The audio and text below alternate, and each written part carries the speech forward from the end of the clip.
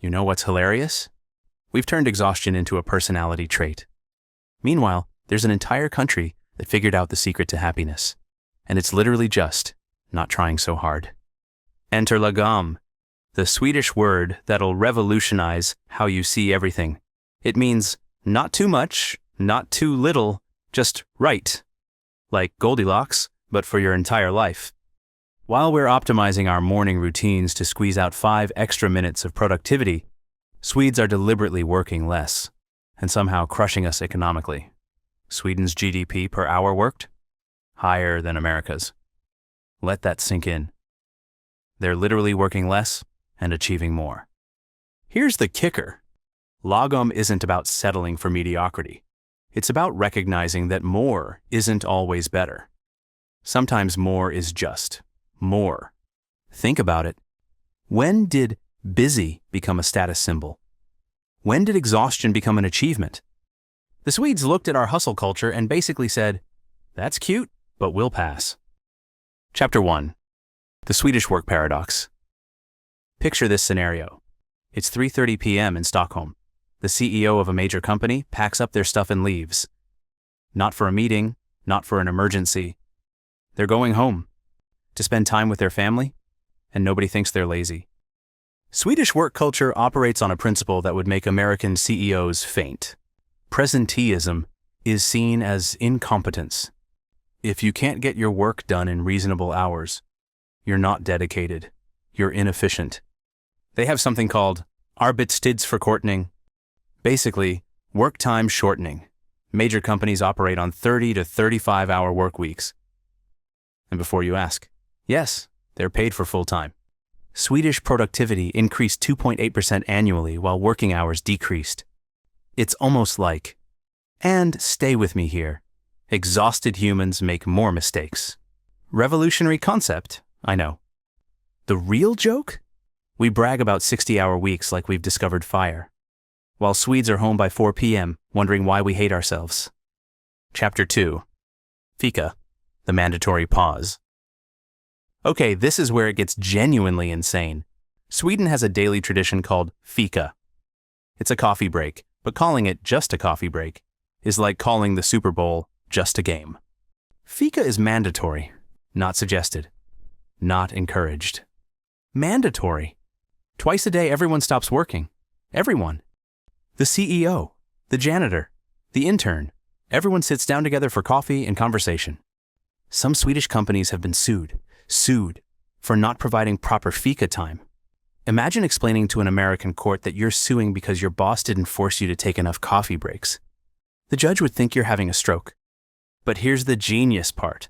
Studies show Swedish companies with strong Fika culture have 20% higher employee satisfaction and 15% better productivity. Turns out, forcing humans to act like humans makes them better at everything. We've weaponized coffee into productivity fuel, while Swedes turned it into a meditation practice that happens to involve caffeine. Chapter 3. The Death of Hustle. Let me translate something from Swedish culture to American.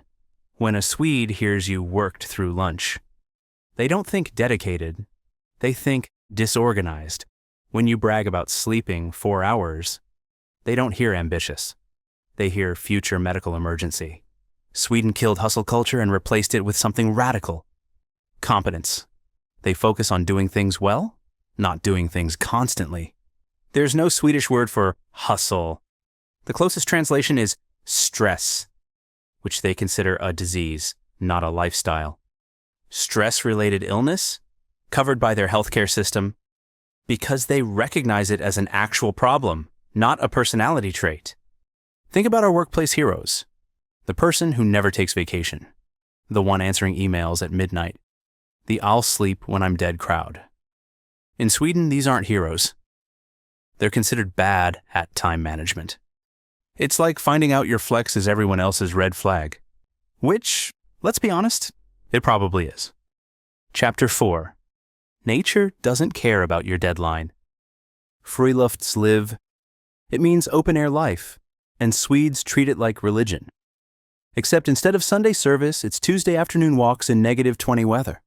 There's no bad weather, only bad clothes. That's an actual Swedish saying, And they mean it. Rain? Put on a jacket. Snow? Add layers. Apocalyptic darkness? Headlamp. Your spreadsheet will survive without you for an hour. Swedish law gives everyone allemansrätten, the right to roam. You can walk, camp, pick berries, basically exist, on any land that isn't directly someone's yard. Nature access isn't a privilege. It's a human right. Studies show Swedes spend 30% more time outdoors than Americans. Coincidentally, they have 40% lower rates of anxiety and depression. But I'm sure those numbers are totally unrelated. Must be all that productive indoor screen time keeping us mentally healthy. We've convinced ourselves that productivity means never stopping. Meanwhile, Swedes are out here proving that a walk in the woods is literally more valuable than another hour at your desk. Chapter 5. The CEO who leaves at 3:30. Swedish offices are designed to make you uncomfortable. Uncomfortable with hierarchy, that is. No corner offices, no executive floors. The CEO sits in the same open space as everyone else. There's a Swedish CEO who made international news for leaving work at 3:30 p.m. every day. Not because it was scandalous, but because Americans couldn't comprehend it. He said, quote, "I'm paid to think, not to sit." Imagine that. Being valued for your brain, not your physical presence. Swedish management philosophy, management by trust. They actually trust employees to do their jobs without surveillance. No time tracking, no keystroke monitoring. Just results. It's almost like treating people like adults, makes them act like adults. The power distance index, basically how much hierarchy matters. Sweden scores 31, the US 40, China 80. Swedish interns can challenge CEOs in meetings and it's considered healthy dialogue. Try that in America and security will escort you out while HR shreds your existence. Flat hierarchy isn't just structure. It's freedom from the exhausting performance of corporate theater. Want to level up your people skills? Join our YouTube membership for early access to scripts, input on future topics, and connection with a community that gets the social struggle. Click join below and let's master human interaction together. Chapter 6. Safety nets. Create risk takers. Here's something that'll break your American brain. Sweden has some of the strongest social safety nets in the world, and one of the highest rates of entrepreneurship. It's almost like knowing you won't die if you fail. Makes you more likely to try. 480 days of paid parental leave. Per parent. That's 960 days per couple. Nearly 3 years. Meanwhile, America offers. Checks notes. Good luck and thoughts and prayers. Free healthcare. Free education through PhD. Subsidized childcare. You know what this creates? Freedom. Freedom to quit toxic jobs. Freedom to start businesses. Freedom to actually live. Swedish unemployment benefits. 80% of your salary for 300 days. Not because they love unemployment, but because desperate people make terrible decisions. When survival isn't threatened, you can make choices based on growth, not fear. We've been sold this lie that struggle builds character. Swedes proved that security builds innovation. Turns out, people take bigger risks when falling won't kill them. Revolutionary. Chapter 7. The Swedish No. Swedes have elevated saying no to an art form. Not rudely, not with explanation. Just no. They don't need to justify their boundaries with elaborate excuses. When a Swede says they can't work late, they don't say, "Sorry, I have a doctor's appointment," or "My kid has a thing." They say, "No, I have plans." Those plans might be sitting on their couch watching Netflix. Doesn't matter. Personal time is personal time. The Swedish no isn't aggressive or apologetic. It's just information. Like stating the weather. Will it rain? Yes. Can you work this weekend? No. Same energy. We've created this culture where no requires a PowerPoint presentation of justification. Swedes look at that and think, why are you negotiating with your own life? Your time isn't up for debate.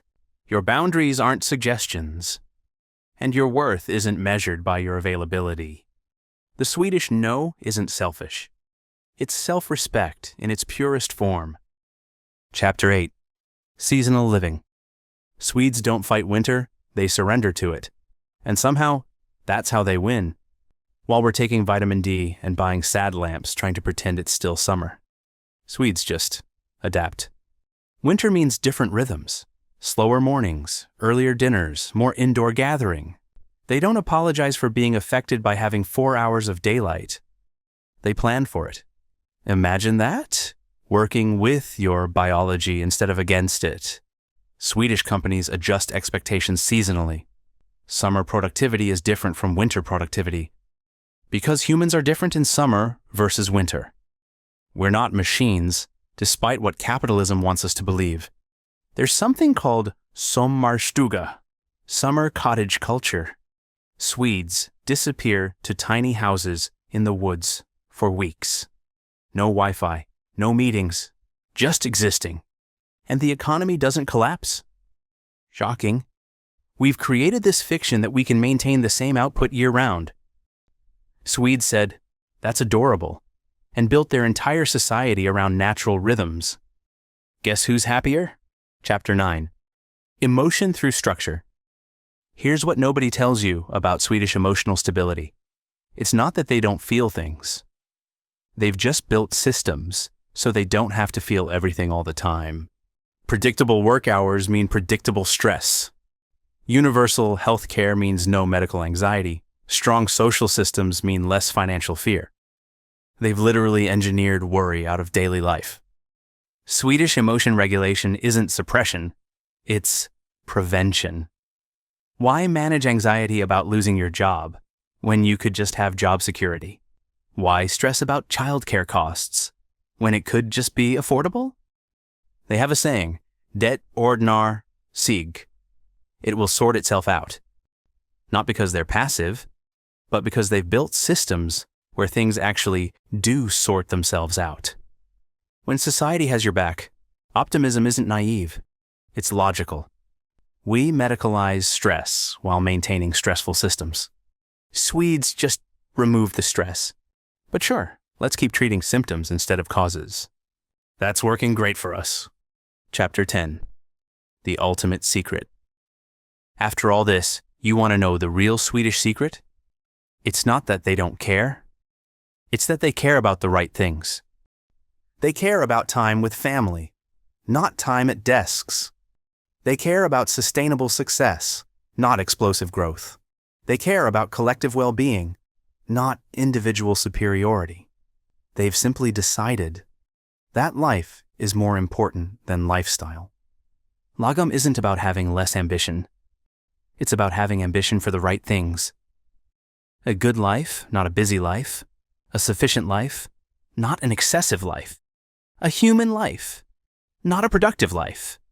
The Swedish art of not caring isn't about apathy. It's about precision.